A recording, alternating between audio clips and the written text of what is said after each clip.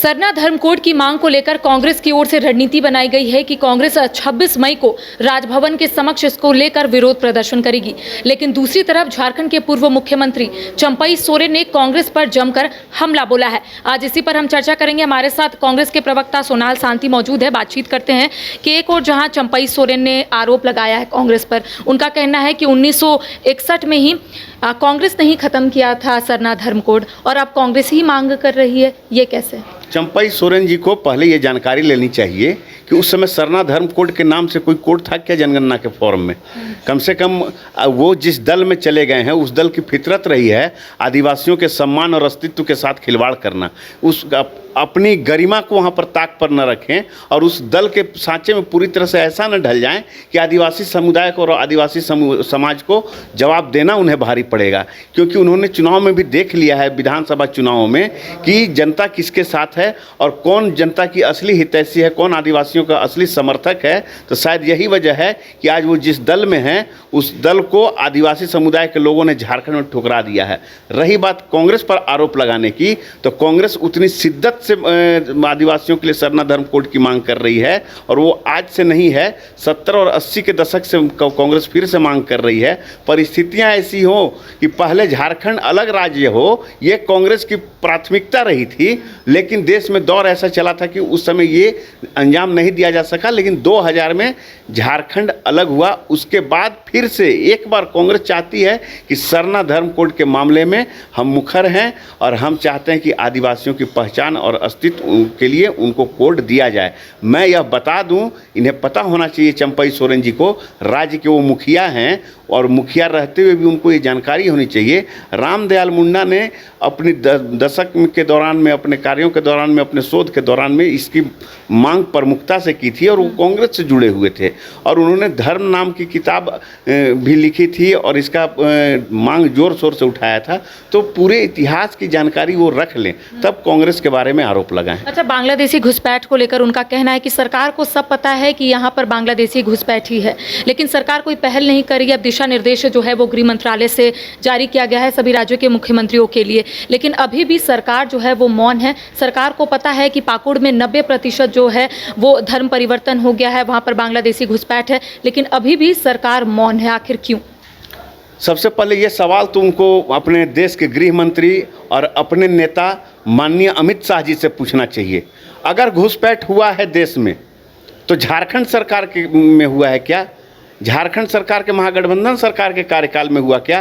पहले तो देश की सीमाओं से घुसपैठ हुआ है, तो उसके लिए विफल कौन है? पिछले 11 वर्षों से सरकार भाजपा की है, पूर्ण बहुमत की सरकार भाजपा की है, उन्हें किसी की आवश्यकता नहीं।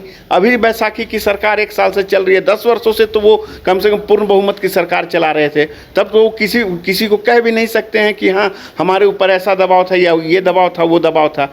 अरे वाह, अगर सेना कोई काम करती है तो उसका श्रेय आप लीजिए और आपके रहते देश में घुसपैठ हो रहा था उसका दोषारोपण राज्य सरकारों पर, गैर भाजपा शासित राज्य सरकारों पर करते हैं आप ये मामला यहाँ जोर शोर से उठा रहे हैं। राजस्थान में क्यों नहीं उठा रहे हैं? असम में क्यों नहीं उठा रहे हैं, जहाँ पर कि पूरी तरह से घुसपैठ लगातार जारी है? मणिपुर में क्यों नहीं उठा रहे हैं? तो जहाँ आपकी सरकार वहाँ घुसपैठ का मामला आप मत उठाइए। लेकिन झारखंड में महागठबंधन की सरकार है, गैर भाजपा शासित सरकार है, तो यहाँ हम दोषी हो गए। हमारी तो सीमाएं भी कहीं नहीं लगती हैं किसी भी विदेशी की धरती से। अच्छा, उन्होंने आंध्र प्रदेश के कोर्ट का हवाला देते हुए कहा है कि जो भी धर्म परिवर्तन कर रहा है उनका रिजर्वेशन नहीं होना चाहिए। अब डिलिस्टिंग को लेकर उनका कहना है कि 30 जून से वो भोगनाडीह से इसकी शुरुआत करेंगे और यहाँ के लोगों को बताएंगे कि यहाँ की सरकार जो है वो मौन है, लेकिन यहाँ पर लगातार धर्म परिवर्तन हो रहा है।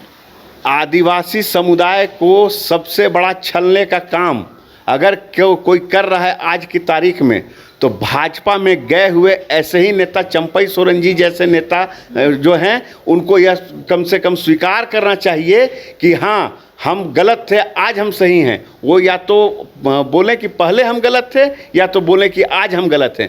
पहले अपना राजनीतिक चरित्र वो झारखंड की जनता के सामने में पेश करें।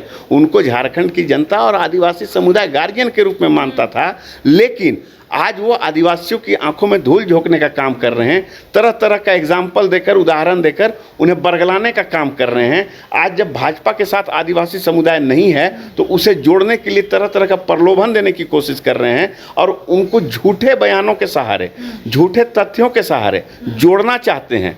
लेकिन आदिवासी समुदाय को पता है कि इस झारखंड में आज एक ऐसी सरकार है जो उनके विकास के लिए, उनकी तरक्की के लिए, उनकी पहचान के लिए, उनके अस्तित्व की रक्षा के लिए हमेशा संघर्षरत रही है, उनके लिए योजनाएं बनाती है, उन योजनाओं को धरातल पर लाती हैं। इसलिए चंपई सोरेन जी जैसे नेताओं को, बाबूलाल मरांडी जैसे नेताओं को और भाजपा जैसे दलों को झारखंड राज्य में यह सोचने की ज़रूरत नहीं कि आदिवासियों का विकास कैसे होगा, अनुसूचित जाति के लोगों का विकास कैसे होगा, पिछड़ों का विकास कैसे होगा। झारखंड की सरकार सर्वांगीण समाज के विकास के लिए कृत संकल्प है और उस दिशा में आगे कदम बढ़ा रही है। एक और आरोप जो है वो चंपई सोरेन ने लगाया है। उनका कहना है कि बोकारो में जो घटना घटी, एक आदिवासी महिला के साथ छेड़छाड़ और दुष्कर्म करने की कोशिश की गई और ऐसे में कांग्रेस के जो मंत्री है इरफान अंसारी मॉब लिंचिंग का इसे नाम देते हैं और 1-1 लाख का मुआवजा देते हैं, 1 लाख राहुल गांधी की तरफ से और 1 लाख राज्य के मुख्यमंत्री हेमंत सोरेन की तरफ से।